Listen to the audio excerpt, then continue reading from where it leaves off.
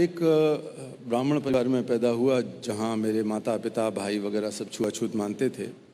और मुझे बचपन से ही ये लगता था कि ये बात 60 साल पुरानी है, तो और ज़्यादा बुरी हालत थी। अब तो इतना नहीं है असर उसका, लेकिन पहले था।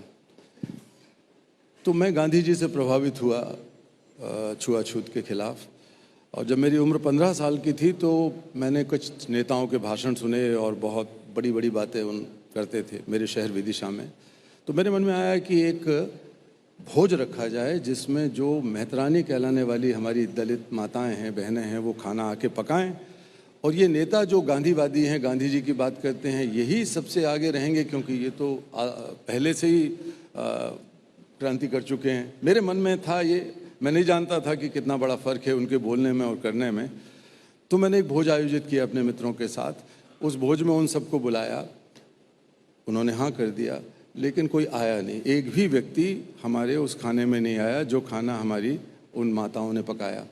बहुत दुख हुआ मुझे। गांधी जी की एक नए पार्क के सामने हमने एक बैठ के ये रखा था। मैं गांधी जी की मूर्ति के बगल में खड़ा था और मैं सोच रहा था कि कितना मजाक, कितना भद्दा मजाक है। गांधी जी के नाम पर बड़ी बड़ी बातें लोग करते हैं। ये बात तब सोचिए कि 50 साल पुरानी है। तो बहुत दुख में रोने लगा मैं।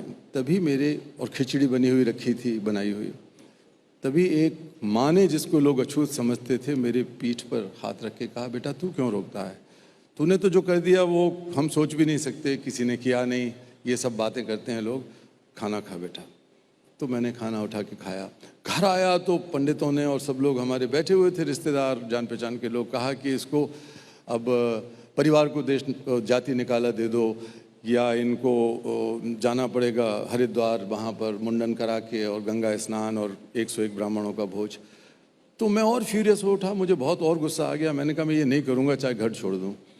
तो अंत में फैसला हुआ कि इस लड़के को एक अलग कमरा दे दो और ये अछूत की तरह रहेगा। तो मैं कई वर्षों तक वहाँ रहा, एक कमरे में अलग से। और मेरी माँ रोती थी जब वो बाहर से मुझे अंदर खाना डालती थी या पानी भेजती थी। लेकिन मैंने भी बहुत कठोरता से अपने दिल को मजबूत किया। और तब मैंने सोचा कि ये मुझे जाति से क्या निकालेंगे, मैं ही अपने जीवन से ये जाति पाति सांप्रदायिकता का ये सब छुआछूत जीवन भर के लिए निकाल देता हूँ। और उसकी सरल शुरुआत थी कि मैं अपना नाम बदल के और उपनाम रख लूँ नया। तो सत्यार्थी नाम मैंने रख लिया। क्या बात।